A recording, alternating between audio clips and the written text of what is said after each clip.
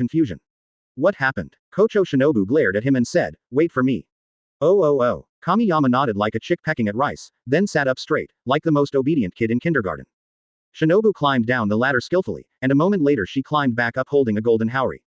Here you go. Kochou Shinobu pouted, looking like a little hamster hoarding food, and was obviously still upset about what happened just now. Kamiyama took the haori, which had a triangular pattern in the shape of a rice ball embroidered on it. The word, Gen, real, was embroidered in black thread on the lower right corner of the haori. The only flaw in this haori is that the craftsmanship is a bit clumsy and it looks a bit strange. Shinobu, what is this? Kamiyama was confused. I embroidered it. It's my first time. If you don't like it, forget it. Kochou Shinobu said that he didn't care, but he couldn't hide the look of expectation for praise in his eyes. As soon as she finished speaking, Kamiyama put on the haori, which fit him perfectly.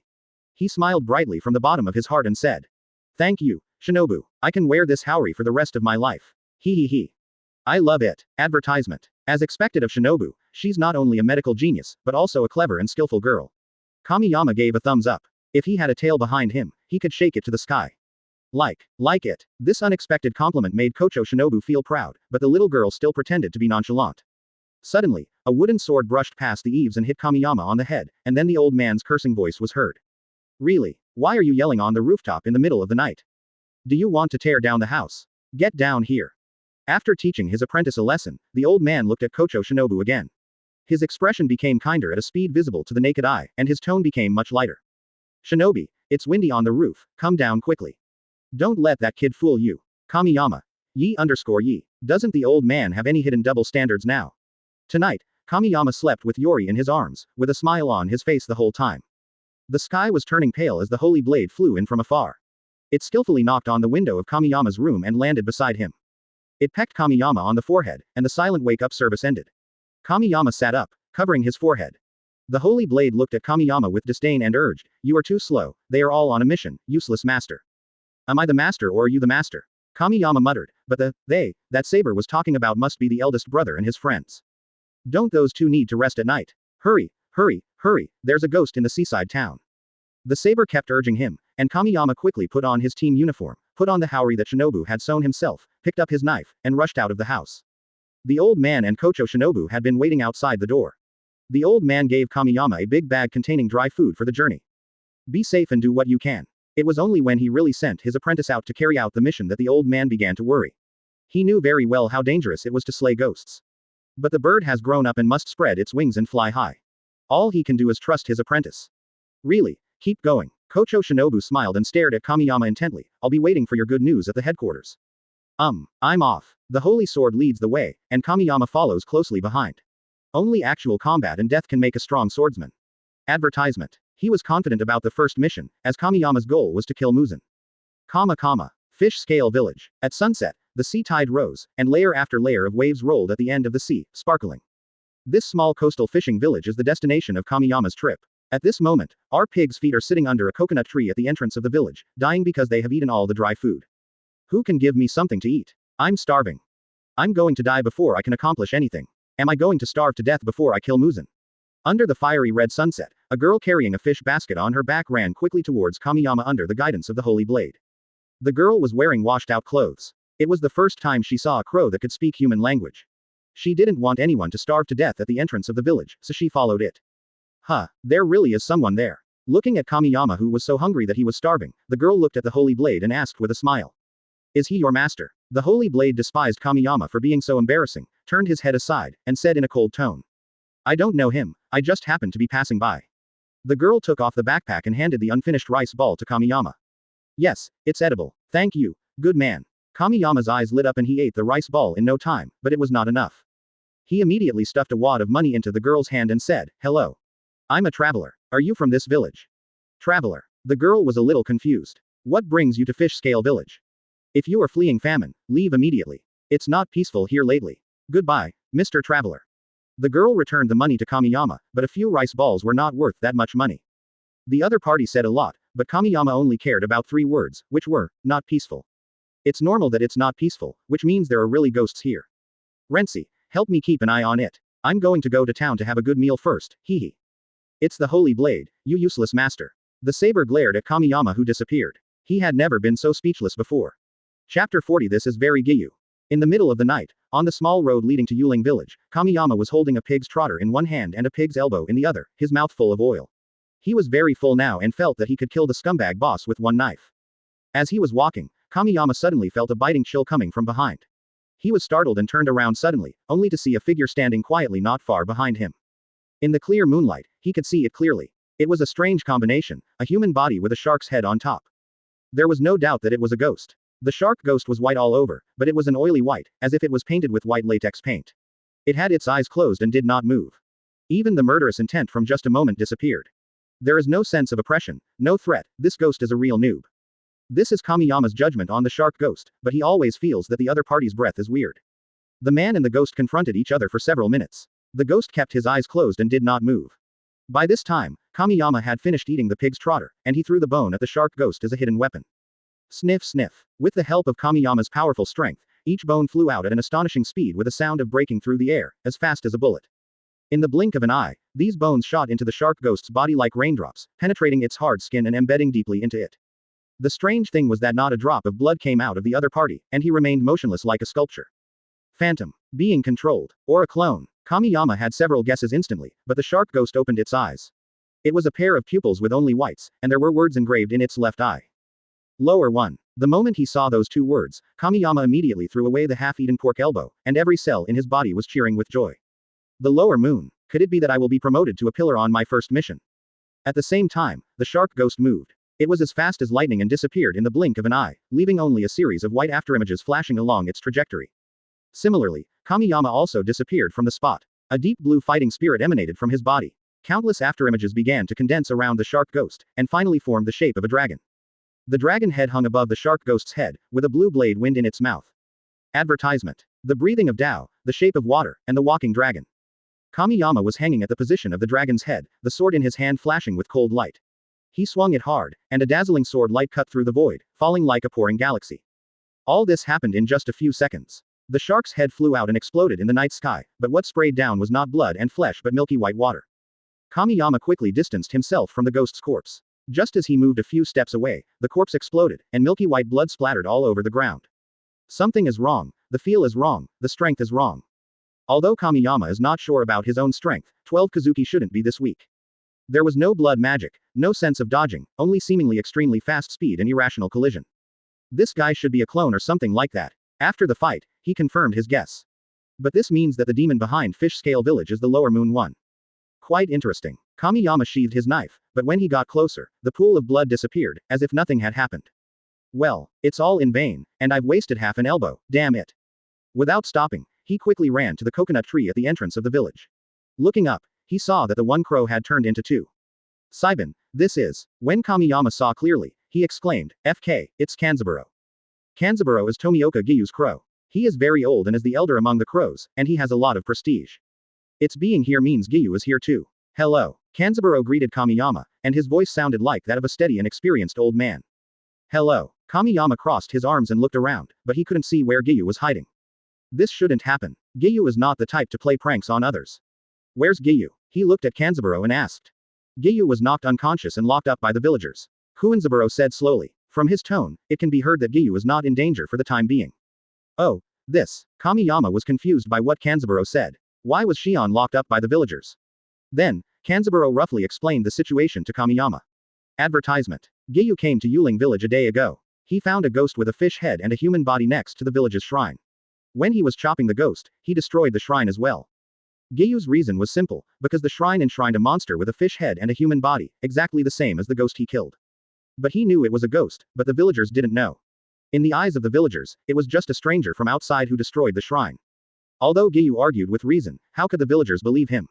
Besides, he would never attack ordinary people. In the chaos, he was knocked unconscious by the villagers with clubs. Kamiyama was speechless for a moment. If we can't talk it out, can we just avoid it? Do we have to reason with others? This is very Gyu, because he knows he is right and is doing it for the good of the villagers, but he just can't express it. Kamiyama could imagine the scene at that time. After Gyu smashed the shrine with a knife, he told the villagers with a look of, "You owe me 100 million," on his face.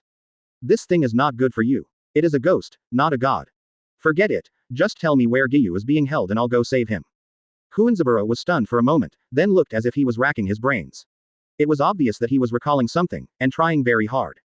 There's nothing we can do about it. Quan Saburo is old and his memory isn't very good, which is understandable. After a moment, Quan Sanlang's body trembled and he said loudly, "Sorry, I forgot." Hearing this, Kamiyama was petrified on the spot. The holy blade on the side couldn't bear to watch it anymore, so he added, "That little girl might know where Gyu is imprisoned." "Rensi, how did you know?" "Senior Kanzaburo told me." Quan Saburo shook his head and said embarrassedly, "I forgot." Kamiyama was very depressed. Kanzaburo's memory was the worst. But it was also thanks to his poor memory, otherwise according to the plot, when Muzan attacked Tanjiro's family, Tanjiro would have to build an extra grave for the stranger. How do I get to that girl's house? Take me there. Good. The saber nodded and flew off, while Kanzaburo took a ride on Kamiyama's shoulder. He sneaked into Yuling village under the cover of night, and indeed saw many destroyed shrines along the way. All go. Gyu came here to do some demolition work, didn't he? He demolished 25 shrines. Kamiyama counted them and sighed, thinking that it was not unreasonable for that guy to be knocked unconscious. This is very Gyu. 2 terabytes Chapter 41 Tracking Kamiyama was afraid of alerting the enemy, so he deliberately went in along the outermost edge of the village. The girl's home was at the other end of Yuling village. It was a somewhat dilapidated wooden house, standing quietly 100 meters away from the sea, as if it had been forgotten by time. Due to years of erosion by sea breeze, its outer wall has peeled off, revealing the wooden structure inside, making it look particularly vicissitudes and desolate. The layout of this wooden house is very strange. It is several 100 meters away from the village, as if it does not belong here. Kamiyama glanced at the holy blade in the sky and said in a mean way, "Blade, you're not going to follow a girl here, are you? How else do you know she lives here?" Holy Blade rolled his eyes at Kamiyama, and said in a cold tone mixed with a hint of anger. "My savior, I'm just going to take a look, you useless master." Kamiyama did not refute that a meal should be repaid. Suddenly, a strange idea flashed through his mind. Giyu was here, could he help bring them together? He. Less than, foe greater than Giyu, you want a wife or not? Kamiyama got excited when he thought about Giyu's expression at that time. Looking at his master's rolling eyes, Saint Blade felt extremely disgusted. This guy definitely had something up his mind and was thinking about causing trouble for others again. After a moment, the holy blade stopped on the roof of the wooden house, and Kamiyama squatted under the window like a thief. But squatting under someone's eaves like this on tiptoe does feel like a thief. But there was one thing that he was very concerned about, and that was that there was still a fire on in the house. It was very unreasonable for him to not sleep so late in this era without smartphones and the internet. Just look at the village in the distance and you will see that there is not a single house with a light on. Sanlang, look at what she is doing. Kamiyama poked the dozing old crow on his shoulder and whispered. "Ah, what's wrong? Is there a ghost? Advertisement?" Kanzaburo asked 3 questions in confusion. The most important thing was that its voice was about to poke a hole in the sky. Kamiyama hurriedly covered its mouth, but it was too late. The little girl carefully poked her head out and saw Kamiyama. Her brows were tightly furrowed. After all, anyone would be scared if they suddenly found a stranger squatting outside the window in the middle of the night. After seeing who it was, she spoke faintly, puzzled. "Mr. Traveler, if you are hungry, please knock on the door. It will scare people to death." The little girl pouted and retracted her head. Soon, the door opened. She looked at Kamiyama and noticed the crow on his shoulder and the knife at his waist. She immediately asked vigilantly. "Mr. Traveler, what do you want to do? Didn't I tell you to stay away from this village?" Kamiyama scratched his head awkwardly and glanced at Kanzaburo resentfully. The old crow really knows how to let his teammates down. "Well, I want to ask you about someone." He stood up and said with a smile. Since he had been discovered, it was better to tell the truth. "It's a guy who looks like he deserves a beating. He's about my age, a man." Feeling that the description was not accurate, he continued to add, "It was the guy who smashed the shrine in your village. I am his friend." Unexpectedly, just as Kamiyama finished speaking, there was a loud bang. The little girl closed the door, and an unpleasant voice came from inside the house. "Mr. Traveler, I have never seen the friend you mentioned, and I don't know how the shrine was damaged. Please leave my house immediately." The little girl spoke excitedly, and anyone with a standard of intelligence could tell that she knew something. "Ah." Kamiyama sighed. Why did this girl become a different person when the matter of Giyu and the shrine was mentioned? She was deliberately covering up something. Before he could continue asking, the door opened again, and this time the little girl came out with a kitchen knife. She rolled her eyes at Kamiyama and said, "I don't want to do anything, please leave my house immediately." Seeing this, Kamiyama was completely dumbfounded because the little girl put the knife on her neck. Okay. Kamiyama backed away and tried to comfort the man. "I'll leave right away.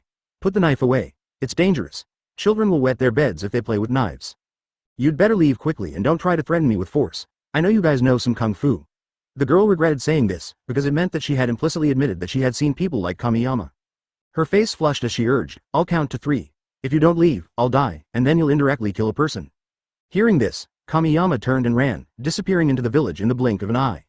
"Ah." The little girl sighed, closed the door helplessly, and muttered, "Why don't you listen one by one?" It was 3 o'clock in the morning and people had already fallen asleep. Kamiyama lay on the beach, observing the cabin on the beach with a telescope.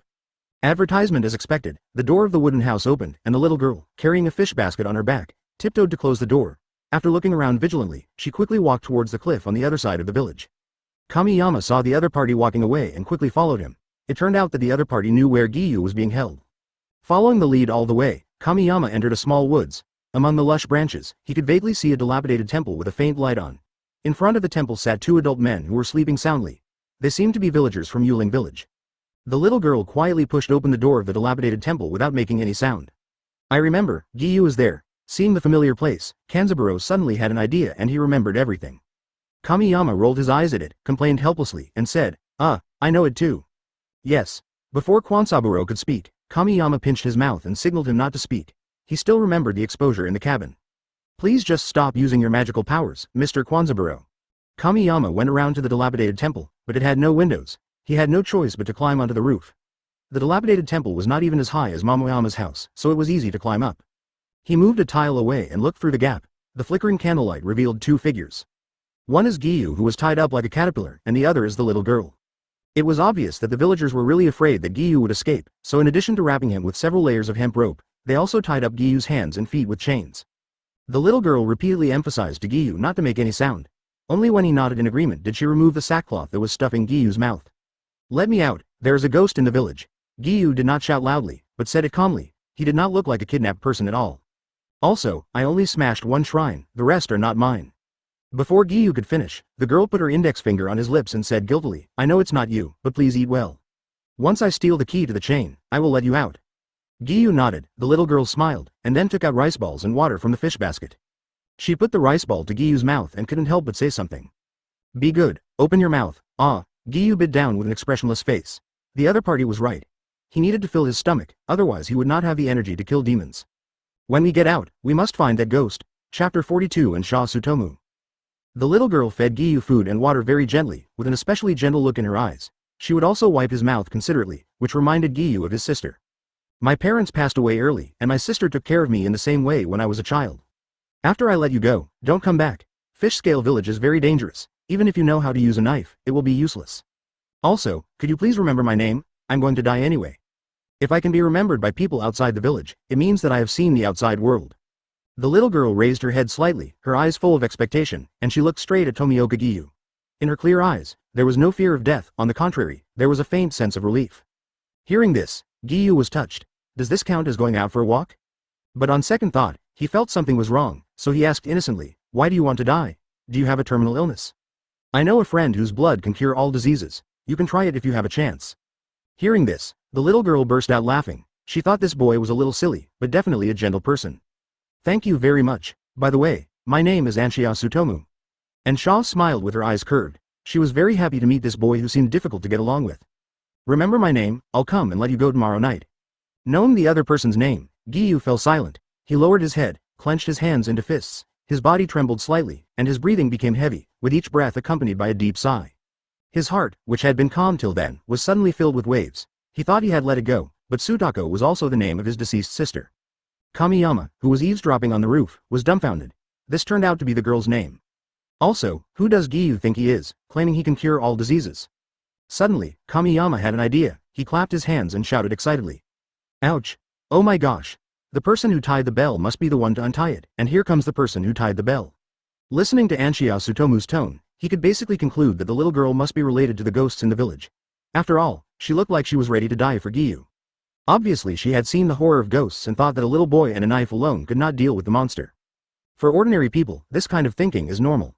So the next thing to do is to wait and see, and the ghost will naturally appear. "I am a genius, please call me Sherlock Holmes." In his excitement, he knocked down a tile, and also attracted the attention of Giyu and Sutako. Meow meow meow, advertisement in desperation. Kamiyama imitated the cat's meow vividly, and fortunately he got away with it. Inadvertently, he caught a glimpse of a white ghost figure in the bushes in the distance, but because it was lying on the roof, the other party did not notice him. He hurriedly lowered his body and tried his best to control his breath. Although he couldn't see clearly, he could judge the appearance by the outline. Fish head and human body. Giyu had encountered it, and I had encountered it too. The ghost's clone. That guy is monitoring the ruined temple? Seeing this, Kamiyama raised the corners of his mouth. It seemed that there was no need to go through Anshia Sutomu to find the hiding lower moon. Hee. If you let me see it, you'll be out of luck. It's my promotion target. Kamiyama could hardly suppress the curled corners of his mouth. He just didn't believe that the clone would not return to the original body. In this way, the ghost stared at the ruined temple, Kamiyama stared at the ghost, and the mantis stalked the cicada, unaware of the oriole behind it.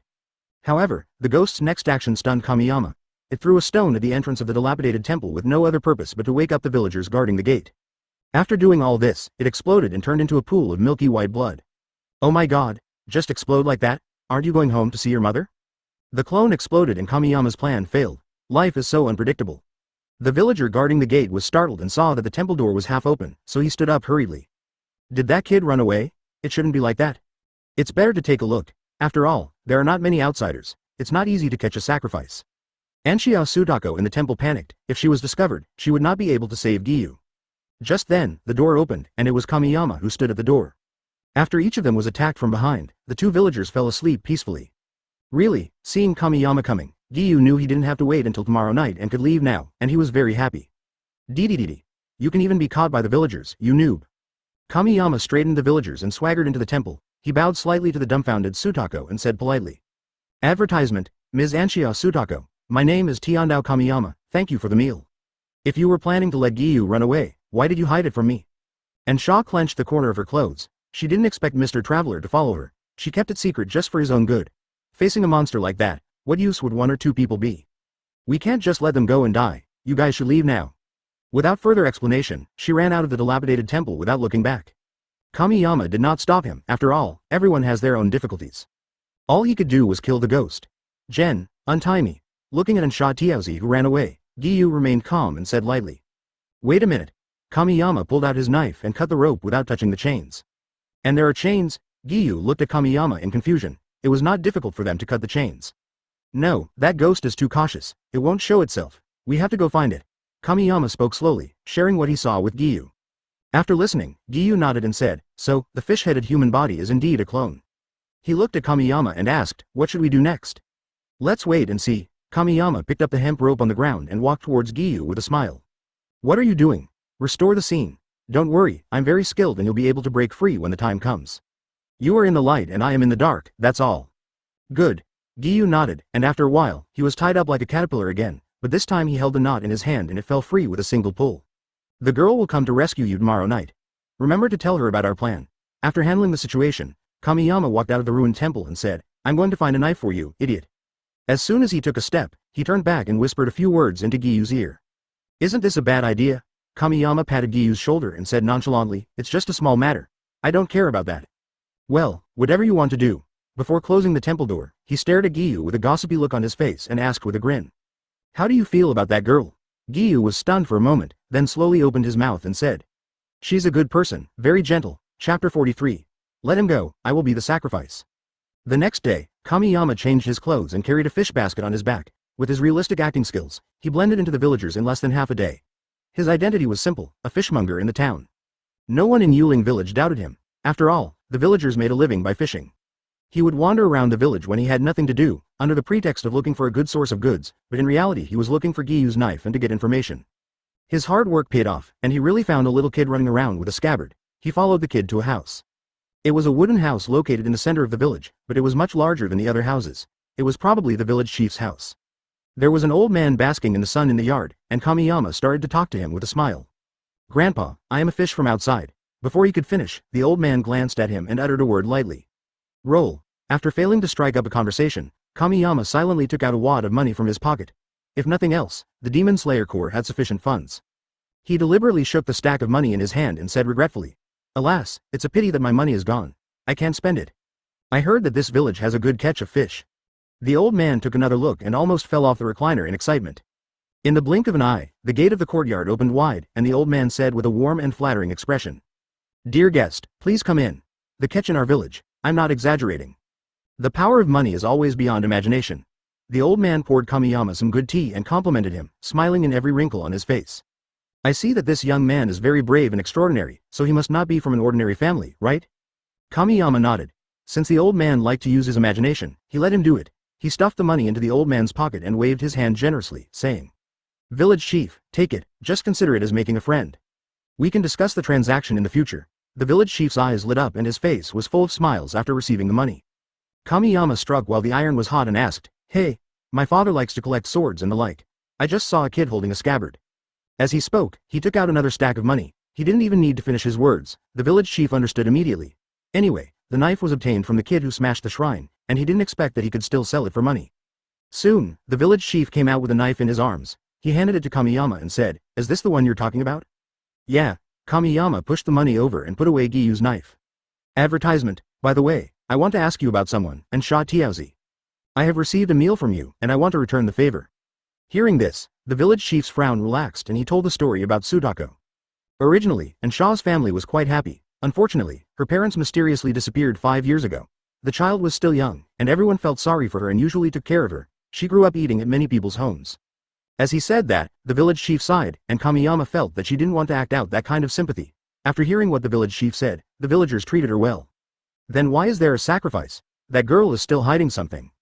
Kamiyama didn't think about it any further. After all, the girl was not a bad person. He boasted with the village chief for a while, which made the village chief stunned. In the evening, he left. Yuling village, changed back into his team uniform, and waited for the fishing plan to begin. In the early morning, Anxia Tiaozi set out for the ruined temple. She had taken a sneak peek at the temple during the day and found that Giyu was still locked inside. Now she realized how they could open such a thick chain without a key. I shouldn't have run away in such a hurry yesterday. Watching Anxia Sudako enter the ruined temple, Kamiyama went to the village chief's house to report the news, but of course, he did not show up. As a result, the villagers caught Ansha Jinzi releasing the people, so in order to avoid any further trouble, they had to offer sacrifices in advance. In the dilapidated temple, Ansha Chunzi opened the lock of the iron chain. Just as she was about to untie the rope, the temple door opened. A dozen young men holding torches followed the village chief in. They were all strong laborers in the village. Sutsuko, what are you doing? This is ridiculous, the village chief shouted angrily. He waved his hand, signaling the people behind him to pull Sutsuko away. Seeing that the truth was exposed, she protected Giyu behind her like a hen protecting her chicks. No, we must let him go today. No one noticed that she had a short knife in her hand. Before anyone could react, she had already put the knife on her neck and threatened. Let him go and let me be the sacrifice. I should have been the sacrifice. In fact, Ansha Tiaozi knew everything. The village chief used his prestige to ask the villagers to kidnap outsiders for her. If someone else dies, they die. But if you die, how can I face your parents? Be obedient and put the knife down. Fearing that Sudako would commit suicide, the village chief's tone immediately became gentle. 5 years ago, a monster appeared in Yuling village. It crushed many villagers and finally demanded that the villagers send a child as a sacrifice 5 years later. Advertisement: everyone in Yuling village knows that the monster is beyond human power to fight, and they must offer a sacrifice in accordance with its wishes. The monster asked for a child, but the village chief knew very well that no parents would agree to let their children die, so he could only send a child without parents. But in the entire Yuling village, Anxia Tiaozi is the only orphan. So, when the village chief could no longer withstand the pressure, Giyu appeared, an outsider who was enough to resolve the conflict. The villagers hit it off immediately. After all, the person being sent out was an outsider. Things have developed to this point. It is really difficult to deal with, but actually it is also very easy to deal with. Just kill the ghost. But who could believe that the sacrifice they were about to offer was specifically for hunting monsters? I'll go, right now. Trouble. Giyu silenced the tense atmosphere in just 2 sentences. Everyone at the venue looked at Giyu in disbelief. After all, to them, Giyu meant, let me go and die. Especially since he said, sorry for the trouble, very politely.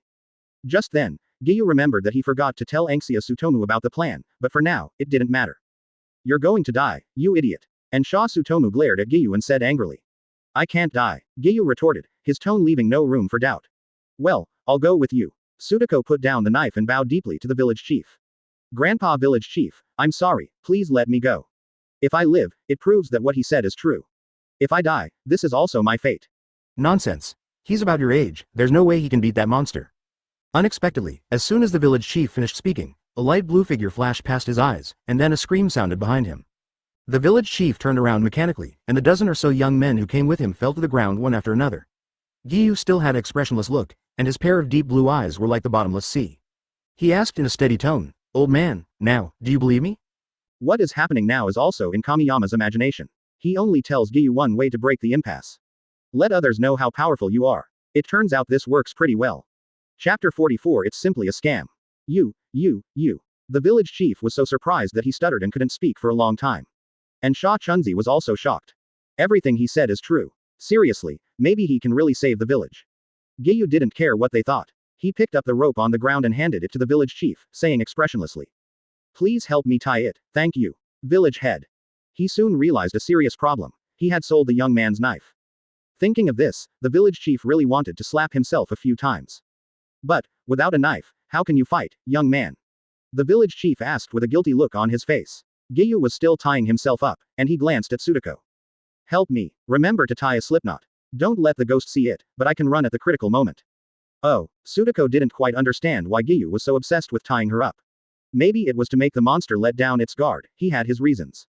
In fact, this was Kamiyama's instruction, and there was no other purpose, just wanting to play a prank. As for the village chief's worries, it was not a problem at all for Giyu. After tying him up, he glanced at the village chief. My knife must be in my friend's hand now, let's go. Friend? The village chief immediately realized that it was the generous young man during the day. It turned out that everything was under his control. Now, whether he believed it or not, he could only do as Giyu said. So, the sacrificial team set out in a mighty procession, and their destination was a cave 2 kilometers away from the village. The entrance of the cave was several meters high and dark. Sea water was pouring in, and a whistling sound of wind could be heard from inside the cave. From a distance, the dark cave looked like a terrifying open mouth, which was creepy. The villagers lowered the raft they had prepared into the water at the entrance of the cave, and then lifted Giyu onto the raft as instructed by him. Anxia Tsutomu walked onto the raft by herself, she wanted to go with Giyu. Go down, we don't need you. I don't want it. Tsutomu turned her head away and ignored Giyu, so Giyu didn't say anything more. As a wave rushed towards the shore, the raft drifted with the waves and was gradually swallowed by the cave. Oh, the village chief sighed. In the end, he still couldn't persuade the child Tsutomu. And he still couldn't see the boy from the daytime. He felt uneasy. Advertisement. At this moment, Kamiyama's voice sounded. If he hadn't shown up on his own initiative, no one would have noticed his arrival. Village chief, long time no see. When the village chief thought about how much money he had taken from the young man, he felt ashamed and didn't dare to look him in the eye. What he didn't know was that Kamiyama had been there since the temple was destroyed, and he had a rough idea of what had happened. All we can say is that the kind-hearted person took the wrong path, and it was the evil spirit that forced him to do so. Don't worry, leave everything to us. Do more good deeds in the future. Kamiyama rushed into the cave along the narrow path without looking back. In the cave, the raft drifted with the current towards the depths of the cave. The torch in Sudako's hand flickered and could go out at any time. In places where the firelight could not reach, there were always strange rustling sounds. The damp and cold air was like a mountain, pressing down on her and making it hard for her to breathe. Suddenly, a smelly wind blew and the torch went out. Even though Sudako was shaking with fear, she didn't even scream. Then, footsteps were heard in the distance, and the only thing that could be confirmed was that the footsteps were getting closer and closer to the raft. Giyu, there's danger. Sudako hurriedly used her body to protect Giyu. In her panic, she forgot how strong Giyu was. At this moment, the footsteps disappeared, and then a bright beam of light appeared out of nowhere on the raft, with a head hanging on the beam, and an eerie voice sounded. Woo woo woo, I'm going to eat you. Do you like Giyu? In an instant, and Sha Tiaozi's mind went blank and she answered unconsciously, completely unaware of the hidden meaning in her words. Happiness. When the words were about to come out of her mouth, Sudako came to her senses, because it was Kamiyama who was playing a prank. What? Sudako blushed and wished she could jump into the river and drown. She glared at Kamiyama fiercely. Giyu heard the entire conversation between the two. He untied the knot and took the Nichiren blades without saying a word. Kamiyama threw the old-fashioned flashlight that he had prepared in advance to the two of them, sat down next to Giyu in a sly manner, and asked in a low voice. Hey, did you hear everything?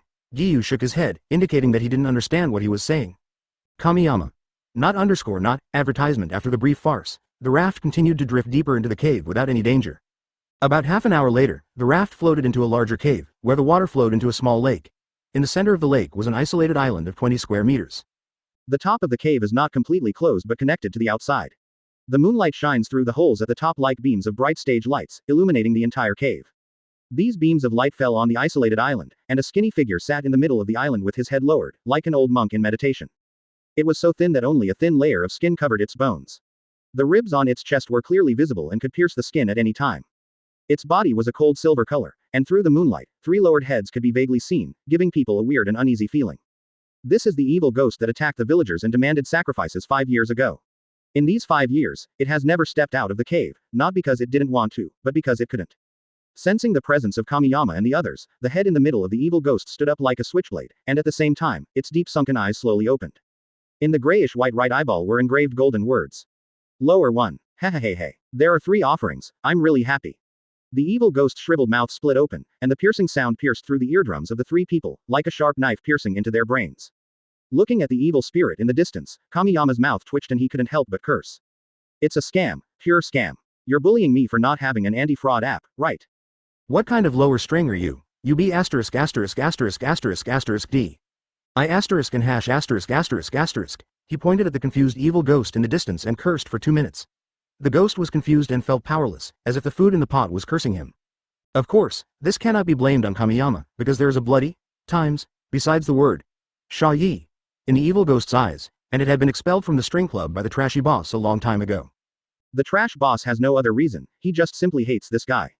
However, as one of the former lower moons, even though it has not eaten anyone for 5 years, its strength can still be ranked in the lower middle level of the current lower moons. But no matter what, he is not a lower moon, that's the fact. Anxia Tsutomu looked at Giyu blankly and asked weakly. Is your friend always like this? Giyu shook his head, he had never seen or heard of anyone really angry. But what is certain is that this ghost must have done something wrong. It's damned real. Chapter 45 The Truth. Shut up, I will cut you into pieces. The next thing his eyes were wide open with anger. He was very angry because he had done nothing but was scolded for no reason, especially because that guy was deliberately rubbing salt into his wounds. Kamiyama stopped yelling, slapped his butt, and taunted. Come on, do you still think you are 12 Kazuki? His words were not very hurtful but were very insulting, and steel scythe broke through his defense. A-hole, you're looking for death. It tore its right arm off, but no blood gushed out. Instead, a brand new arm quickly grew out and recovered at a speed visible to the naked eye. It held both ends of the torn arm with both hands, and then pulled hard, and the broken arm began to change shape like plasticine. In the blink of an eye, a giant white sickle longer than its body appeared in Steel Scythe's hand. Its eyes were fierce and its facial features were twisted. It wished it could fly over and cut Kamiyama into pieces immediately, but there seemed to be an air wall around the island and it couldn't get out. Suddenly, its other two heads slowly raised up, and surprisingly, they were two kind faces, and it looked like a man and a woman. When she saw the faces of the two heads clearly, and Sha Tiaozi's mind went blank in an instant, and endless sadness surged in her heart. Those were her parents who had disappeared 5 years ago. Dad, Mom. Her body trembled involuntarily, tears welled up in her eyes like a dam bursting, blurring her vision. She ignored the turbulent water around her, took a step forward without hesitation, and walked towards the island. At this moment, she had only one thought in her mind: to get closer to her parents. No, Giyu pulled Sudako back. They were ghosts, not her parents. I want to see my mom and dad, don't stop me. Don't stop me. Sudako struggled frantically and cried loudly. In the past 5 years, she had endured too much loneliness and woke up from her sleep countless times, but her parents were not around. But she was just an ordinary person and it was impossible for her to escape from Giyu.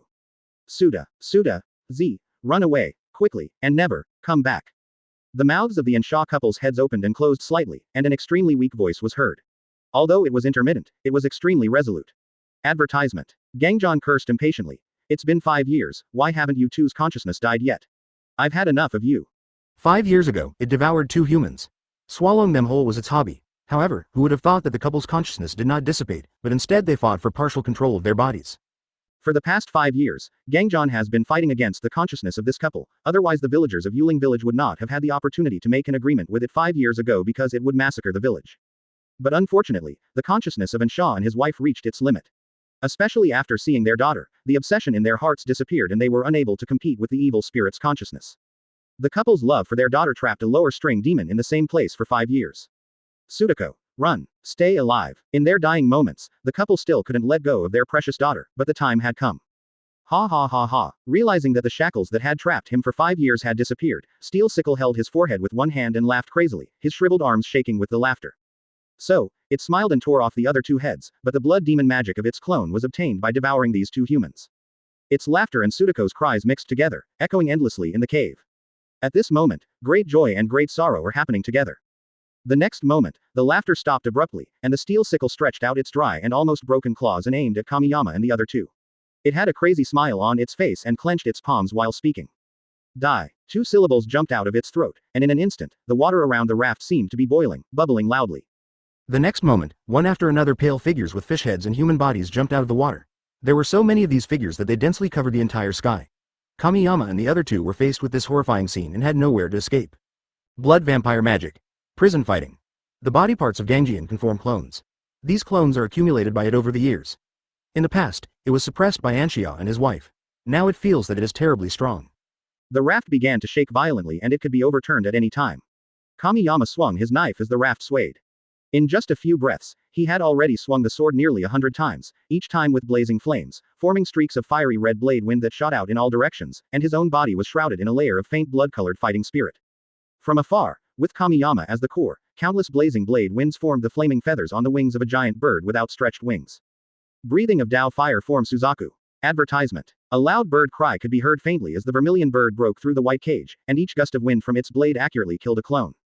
Giyu jumped into the sea without hesitation. After all, the raft was still some distance away from the isolated island and it needed thrust. And Sha Tsutomu, who was almost collapsed, heard Giyu's calm voice echoing in her ears. Watch carefully, I will avenge you. Giyu didn't know why he said that. After all, he felt bad when he saw Sudako crying, just like he saw his sister crying before. He didn't want her to cry, so he had to avenge her. Under the water, Giyu was seen holding his sword, and activating water-breathing land-form twisting vortex. He used all his strength to spin himself, and a large water tornado was formed. The force generated by the waterspout not only crushed the monsters with fish heads and human bodies swimming around, but also pushed the raft towards the isolated island. After doing all this, Giyu jumped out of the water by stepping on the head of a clone, but there were still a dozen others following him, but he ignored them because he absolutely trusted Kamiyama. Sure enough, a flash of lightning passed by, and the huge Qilin swallowed up the clones under Giyu's feet in one gulp. Then the 2 of them landed on the speeding raft almost together. There was no need to say much, they were in perfect harmony with each other. Gangjian looked incredulous, and a solemn expression appeared on his skinny face. Are these two guys the pillars? No, no, no. They are not. It immediately rejected this idea and tightened the sickle in its hand. The clones were too weak, and no matter how many there were, it would be useless. It still had to rely on itself. I can kill them both, Steel Scythe encouraged himself. The raft safely docked, and Sha Sudako, who was slumped on it, witnessed the two young men rushing towards the evil spirits and her enemies with knives in their hands. Gyu's words echoed in her ears. Watch carefully, I will avenge you. She stubbornly wiped away the tears from the corners of her eyes, staring at Gyu's back, and murmured. I'll watch and help me get revenge. Thank you very much. At this moment, more than a dozen clones jumped out from under the water behind Tsutomu again, and they attacked her with their fangs and claws. Even so, her eyes never left Tomioka Gyu. She wanted to watch him avenge her, and she would not be afraid of death. Chapter 46. Beheading. In a trance, Anxia Tsutomu saw an S-shaped stream flowing around her. The stream was gentle at the moment it passed by and then became cold. It was Tomioka Gyu who was leading the stream forward. Water breathing formed three flowing dance. After dealing with the clones that came ashore, Gyu rushed to the battlefield again to assist Kamiyama in the battle. His greatest talent is his precise observation and calm judgment in battle. When fighting together, he can predict the opponent's upcoming moves through the details of the opponent's movements so that he can cooperate with his comrades at any time. But Gangjian was worthy of being one of the lower ranks, and he was not at a disadvantage when fighting 1 against 2. Of course, both sides were testing each other and did not try their best. In Sudako's eyes, she could only see 3 afterimages, 1 blue, 1 yellow and 1 white, but even though she couldn't see anything, she still stared closely. Because she knew that the blue afterimage was Gyu. Damn little devil, ah! Steel sickle roared, and an even more powerful aura burst out from his body. The sickle in his hand flashed with cold light and quickly grew larger. In the blink of an eye, the sickle had grown to more than 10 meters long. He held it and swung it violently. The giant sickle cut through the air, bringing up a sharp sound of wind. This attack was like a meteorite, instantly hitting Kamiyama and Gyu, but the two could not retreat and could only block. After all, the island was not big, and dodging would accidentally hurt innocent people. Kamiyama still underestimated the strength of the lower moons, not to mention that he was once one of the lower moons. Although he and Gyu are talented, they are still young and their physical strength has not reached its peak, so they must be taken seriously. Breathing of Dao shape of mountain Xuanwu. Kamiyama was surrounded by an ochre-colored fighting spirit and he quickly swung his sword in all directions, but Xuanwu's starting style was very different from Suzaku's. Xuanwu used the defensive sword technique he learned through the perception of the breathing of rock to swing the Nichiren blades in a circle, with the blade wind circulating inward, as still as a mountain. A pale golden basalt shadow with rock patterns all over its body could be vaguely seen emerging, the black snake on its back bit the blade, and the giant sickle was blocked outside. Seeing this scene, Steel Scythe's pupils shook. It's not a pillar, but it's better than a pillar. This damn kid is hiding his abilities. Does he look down on me? When it thought of this, it got so angry that its face turned green, and veins bulged out from under its dry skin like little snakes. The giant sickle slanted down with the force of a mountain collapsing, and the ground under Kamiyama's feet even cracked. Gyu held the knife tightly. He didn't know why Kamiyama gave him the main attack position, since he was obviously stronger and more suitable for this position. Kamiyama said that since you have already pretended to be so good, I, as your buddy, must arrange the arrangements for you. If you keep saying that you are helping someone get revenge, then you must kill that ghost. Ha ha ha. Gang Shan hid the surprise in his eyes and started to sneer. 2 ignorant little brats, one was pinned down by me and can't move, and the other was so scared that he dared not move. Tisk tisk tisk. Advertisement. You 2 pieces of trash, it's your honor to die in my hands. Unexpectedly, as soon as it finished speaking, thunder rumbled, a red-gold unicorn-shaped blade rose from the ground, and the giant sickle was broken in half. Kamiyama mocked back without showing any weakness, saying, your broken thing is not solid, does it count as a lower rank being expelled? Tisk tisk tisk. Hearing this, Steel Scythe's defense broke down again. He didn't understand why this damn kid was so obsessed with this matter. You are looking for death. It was so angry that its teeth itched and it gnashed at them, making a sound like setting off firecrackers. After the trash talk session, Steel Scythe's sickle appeared in its hand in the blink of an eye. It turned into a cannonball and rushed straight towards Kamiyama. Wherever it passed, the ground cracked. Gyu quickly stepped aside. Since he really wanted to be the main attacker, he had to seize the opportunity and kill with one blow. Kamiyama's body was emitting a light blue fighting spirit, and his agile figure was like a dragon turning the sea upside down. For a moment, there was a flash of swords and sabers, and he and Gangjan fought to a draw. Gyu withdrew from the battle. In this way, he had already used 70% of his strength, and still retained 30% to deal with emergencies. Boy, you look exhausted. Let you pretend. Do you think you can beat me by yourself? You will pay for your arrogance. Seeing that it was gaining the upper hand, Steel Sickle couldn't help but speak out. It felt that it was only a matter of time before it killed this ambitious kid. Seizing the opportunity, it chopped the pepper fiercely. In an instant, 5 white clones sprang out from the ground. It had layouts not only in the water, but also on the shore. The clones surrounded Kamiyama from all directions. Even the calm Giyu couldn't keep his cool. If he didn't take action, something bad would happen. However, he met Kamiyama's confident eyes and the thought in his mind was dispelled. When the 5 clones pounced on Kamiyama, Gangjan was surprised to find that it was just an afterimage. That's right, in order to become a qualified wingman, he used 90% of his strength, but still kept a layer to deal with unexpected events. Unfortunately, Gunshin was distracted and Kamiyama seized the new opportunity. I saw a dragon formed by his afterimage locking onto the steel sickle. Its legs disappeared and its body fell uncontrollably. Right now, it's Giyu's turn. He twisted his body and rushed towards the evil spirit at the fastest speed in his life. Breathing of water, picking up shapes, flowing endlessly. Wave after wave, a faucet appeared on the azure Nichiren blades. In just a few breaths, Giyu had twisted it 10 times. Advertisement. Every twist was accompanied by powerful force ripples, and as his movements became faster and faster, the speed of the faucet became higher and higher.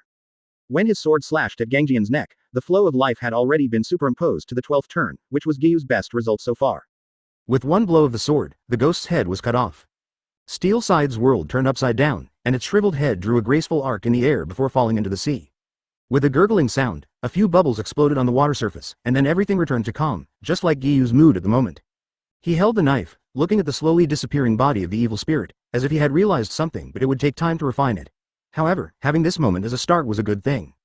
Good job, Kamiyama, the best support and gold medal wingman of the game, patted Giyu on the shoulder, and then pushed him in front of Anxia Tsutomu. Sudako raised her head, her black gemstone-like eyes sparkling, and she looked at Tomioka Giyu like that. Revenge, Giyu said with a still cold expression. Thank you, Giyu. Sudako covered her face and cried bitterly, her small figure was so pitiful. Kamiyama standing by was dumbfounded. That's it. Then, the girl just lost her parents and cried so sadly in front of you, and you just watched. Shouldn't you give me some support, or at least a tissue? Seeing Giyu still standing there stupidly, Kamiyama held his forehead helplessly. I can't carry it. I can't carry it at all. He walked over to Giyu and whispered, give her someone to wipe her tears. I don't. Then comfort her. How to comfort?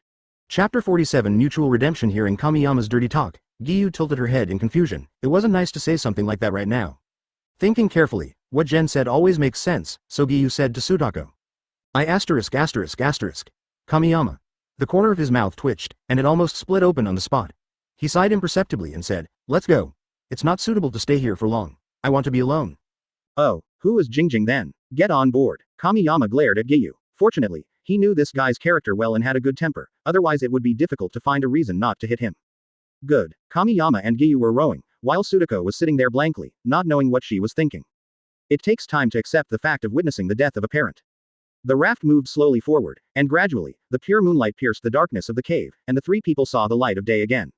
Standing on the raft and looking into the distance, the moonlight sprinkled on the water, forming a silver glow. The scene was as beautiful as a dream. Look, the 3 of them are coming out. Yeah, does that mean the monster is dead?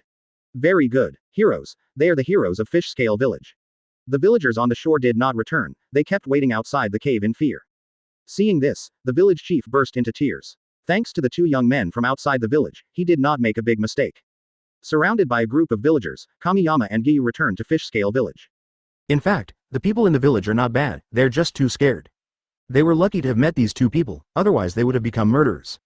After returning to the village, the whole village specially held a bonfire party at the beach for the 2 of them. After the big battle, Kamiyama was starving, so he ate to his heart's content and boasted to the villagers while eating. Some were happy and some were sad. When the whole village was singing and dancing, and Sha Tiaozi was sitting alone on the beach in a daze, as if the joy of this world did not belong to her. A gust of cold wind blew across the girl's sad eyes, and the aloof boy appeared in her peripheral vision. Are you alone? Giyu asked a random question and then sat down next to her.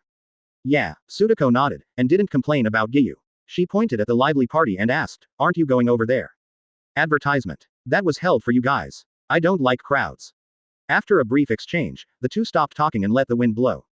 After a long while, Giyu finally spoke, his tone calm. You're lucky. Saying this to a person who just witnessed the death of his parents, his behavior is extremely unbelievable. Not really. Tsutomu just retorted calmly. Yes. Giyu emphasized, at least someone avenged you. When my sister was killed by a ghost, I could only watch her die and could do nothing. Hearing this, Sudako's body trembled, and she finally understood why Giyu said that. Yes, at least I have someone to help me get revenge. The sadness in her eyes faded away, but in fact it was deeply buried in her heart. Then, a faint smile appeared on her pretty face, and she said. Thank you for coming to comfort me, he said. In fact, he came here partly because of the quietness, and partly because he wanted to comfort this person who had the same name as his sister. What puzzled Giyu the most was that his comfort had not even begun yet. It was as if I hadn't yet said to him the truth that, those who dwell on the past cannot grasp the future. Oh, by the way, I was the one who destroyed the other 24 shrines. Hearing this, Giyu's face darkened and he said, I said it wasn't me who smashed it, but they just didn't believe me. By the way, what's your sister's name? Tomioka Sudako. The moment she heard the name, Sudako's eyes lit up and her heart skipped a beat. Was it because they had the same name? But the sense of loss was fleeting, and she suddenly gave Giyu a hug and said softly. You have been killing ghosts all the time. In fact, you have been helping your sister to avenge her, right? There were waves in Giyu's deep eyes, and Sutsuko's words were like a ray of warm sunshine, penetrating through the layers of fog and illuminating the deepest corners of his heart. It turns out that I have been avenging my sister all along. This is the case where those involved are often confused, while bystanders can see things more clearly. Sudako is the bystander in Giyu. As Kamiyama guessed, Sudako's words might be more effective than others. Cough cough cough. A few coughs were heard and Kamiyama appeared at an inopportune time. He thought that Giyu had run away, but he didn't expect that he came here to pick up this girl. Advertisement her actions were discovered and Sutsuko's mind went blank. White mist kept rising from her head. She stood up in a panic, lowered her blushing face, and walked away from the scene without looking back.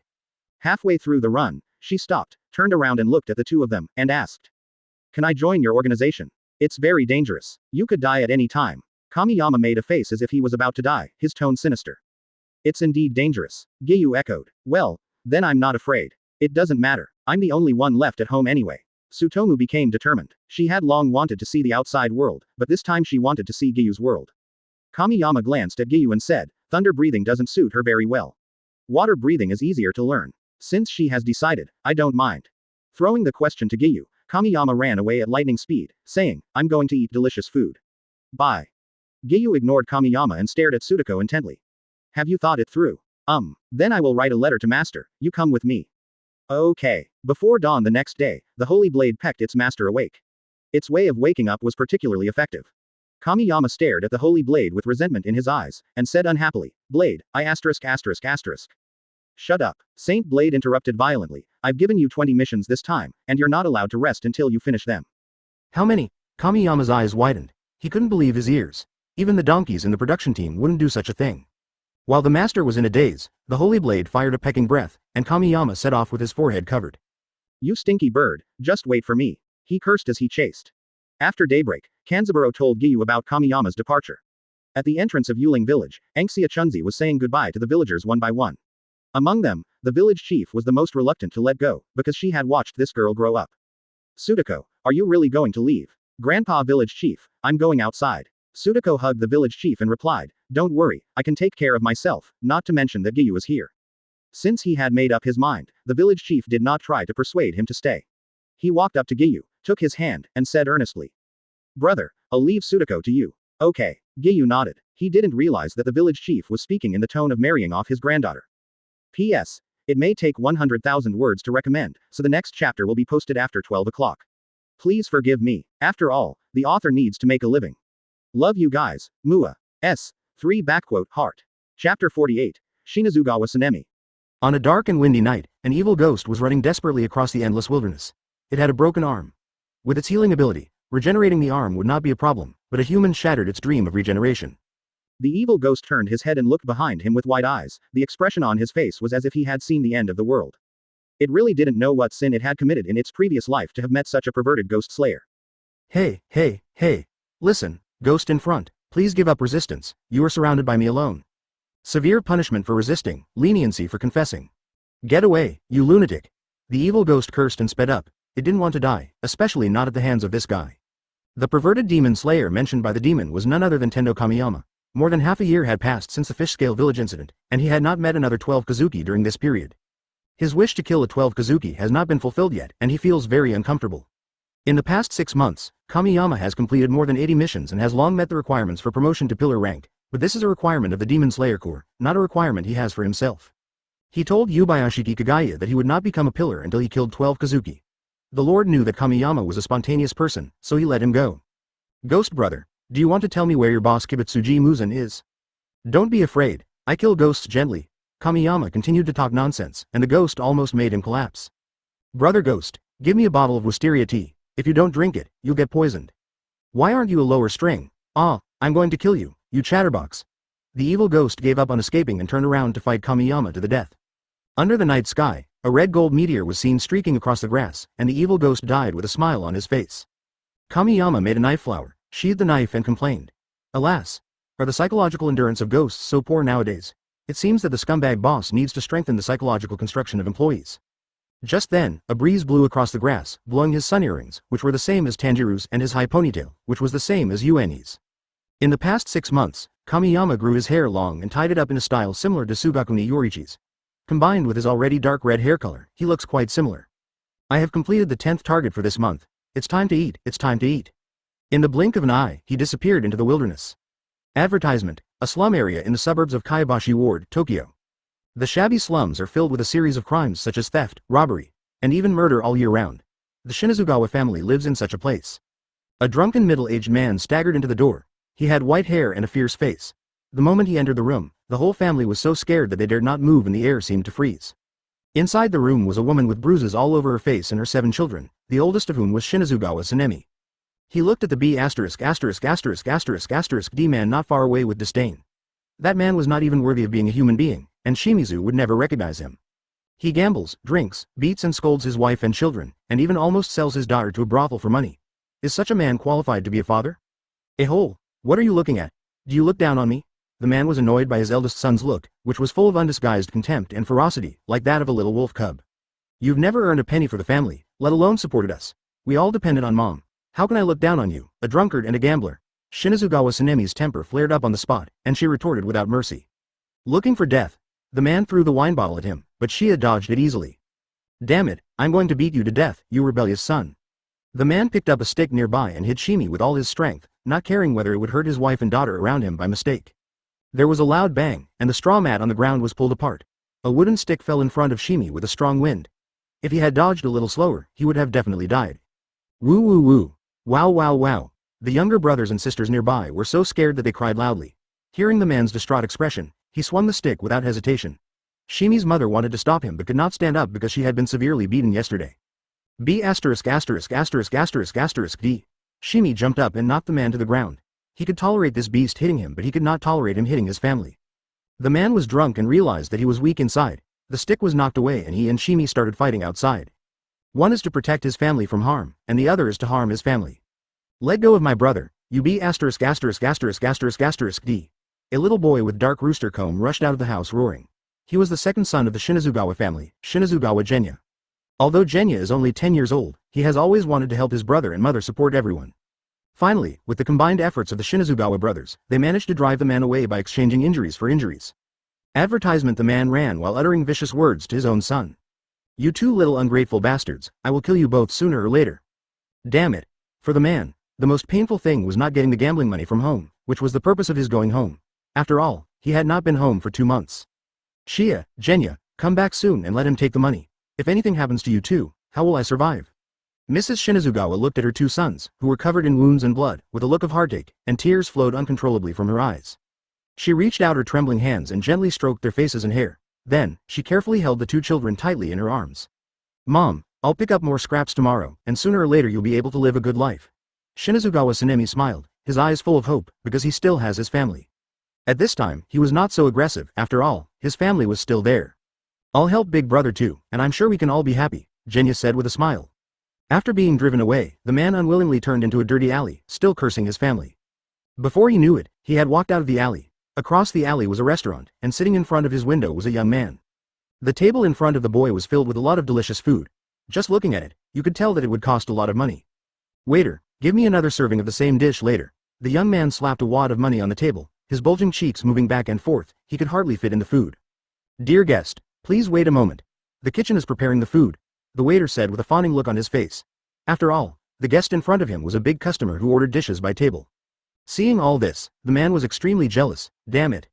How come that little B***************** D has so much money?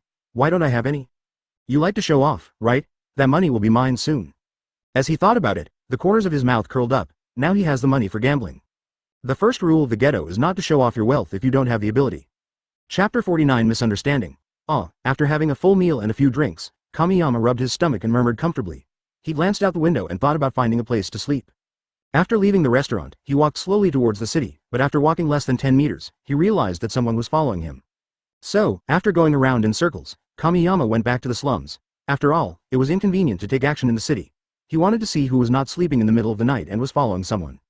Shinazugawa looked at Kamiyama with a puzzled look on his face as he walked into a dead end. He didn't expect that the big fat sheep was actually an idiot, and he was really confused by the fact that he was lost. Huh? Where is this? Kamiyama scratched his head and sighed in confusion. In fact, what he was thinking was why the man didn't take action yet. He couldn't help but want to beat him up. Shinazugawa looked around carefully, picked up a brick from the ground cautiously, waited a few times, and walked into the alley confidently. He couldn't beat that brat at home because he was drunk, but now it's different. Now he's sober. He feels he can beat 10 little brats. Boy, lend me some money for Wabe. Seeing that it wasn't a ghost, Kamiyama felt bored and disappointed. Don't force me, you little brat. I don't want to kill anyone today. Seeing that the other party was unmoved, Shinazugawa threatened viciously. Kamiyama pretended to be scared, screamed a few times in a very perfunctory manner, and then said, "Oops. Someone is robbing me. I'm so scared, who will save me?" Shinazugawa. Damn, this brat is playing tricks on me. You forced me to do it.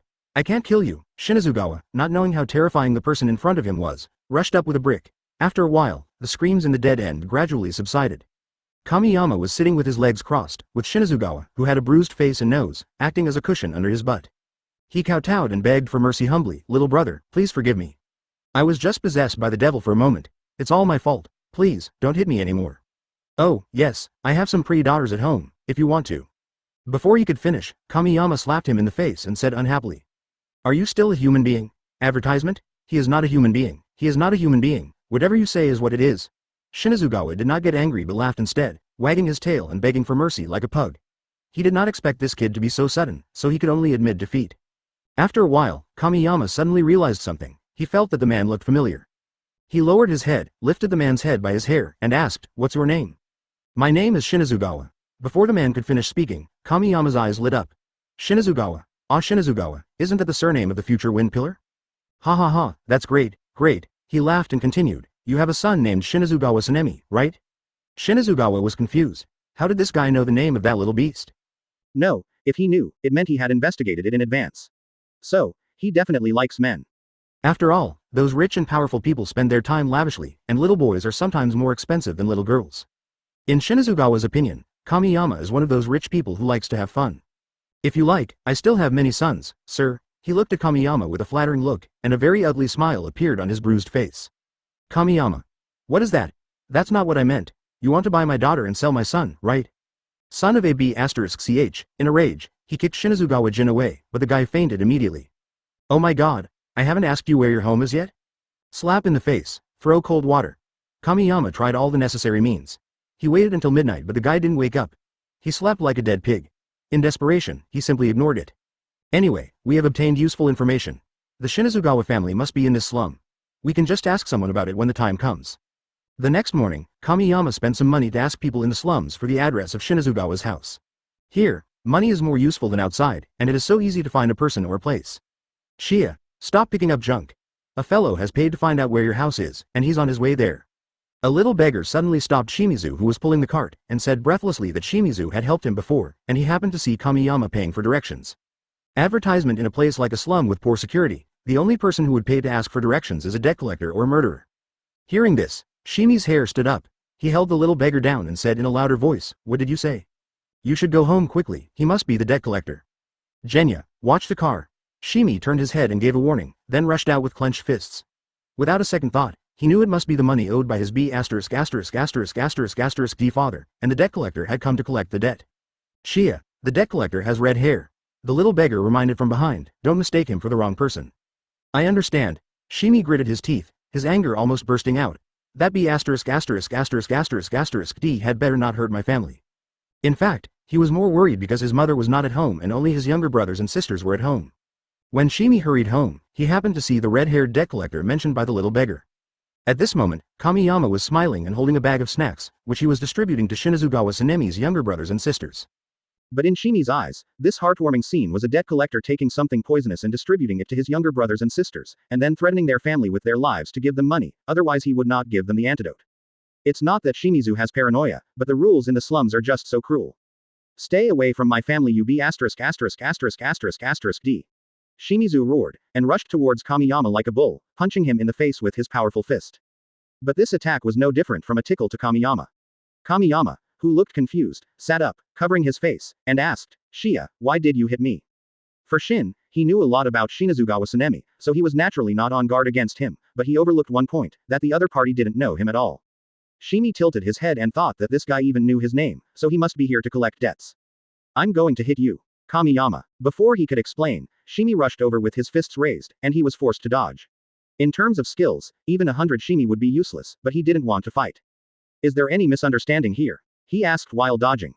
Are you paying to find out where my home is? That's true. After all, this place is like a maze. Besides, I don't need that little money. It will be reimbursed by the government anyway. That's right. You have a knife on you. If you're not here to collect debts, what are you? I am not. Who are you? Shia had already formed a preconceived opinion, and now that he was angry, he decided to beat him up first. Advertisement Chapter 50 Kibutsuji is not miserable.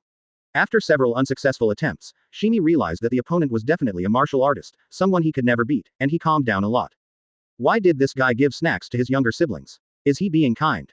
Thinking of this, Shimi laughed at himself. Even a father wanted to sell his children. Could he still trust the kindness of strangers? This is the environment that Shimi grew up in. It is really hard for him to believe that someone would be nice to others for no reason. Yo, your punch is too slow, boy. Kamiyama said with a smile, and the next moment, he threw a quick punch, which passed by Shia's face with terrifying force. In an instant, Shimi's eyes widened, his hair stood on end, and waves of fear surged in his heart. This guy didn't hit him on purpose. Thinking of this, he took a breath of cold air. The opponent was much stronger than he imagined. I really mean no harm, otherwise do you think you can stop me? Kamiyama patted Shia's shoulder and smiled. So what do you want to do, charity? I don't believe there are good people in this world who do things without asking for anything in return. Shimi had a gloomy face and he was still very vigilant.